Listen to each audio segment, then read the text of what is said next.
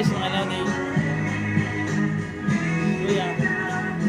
Ang aga ko palang nagising para magpagupit. Malapit na kasi akong uuwi kaya excited na. Magupit muna para new look sa daan. Baka kasi hindi na ako makilala sa amin. Ay, Diyos ko, wag naman sana. Kaya paggupit muna para masaya. Gusto ko rin surpresahin si Mrs. Nasabihin ko may dala akong artista. Pero sa totoo, wala naman talaga. Masaya ko talaga kapag nakauwi ng probinsya. Bukod na makasama ko ang pamilya ko, matitikman ko na uli ang masarap na pagkain. Especially yung kilawin ni Mrs. Agata. Ay, naku, kaya sarap talaga. Hindi pa nakakasawa. Saan ka pa?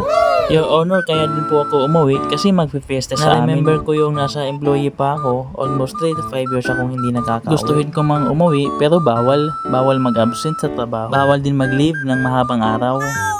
Kaya no choice na lang kasi trabaho hanap natin. Pero this time susulitin ko na ang pag-uwi. Lalo na sa buwan ng June ay maraming fiesta. At pag maraming fiesta, maraming invitasyon.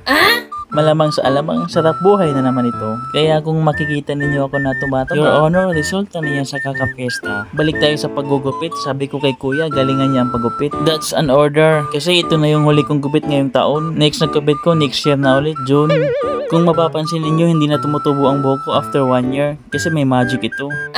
Kung magtatanong kayo kung saan ako nagpapagupit, dito lang yan sa Mandaluyong, malapit sa Siumul. Shoutout kay kuya nga nagupit sa akin. Pakitanong na lang kung anong pangalan niya pagpunta ninyo. Nakalimutan ko kasing tanongin kaya kayo na lang magtanong. Malay nyo rin, bibigyan din kayo ng magic. Sa gustong magpa-shoutout, just comment below para sa susunod na vlogs, shoutout ko kayo. Lapag nyo lang pangalan at address niyo. Kaya salamat sa panunood, hanggang dito na lang mga Lodi.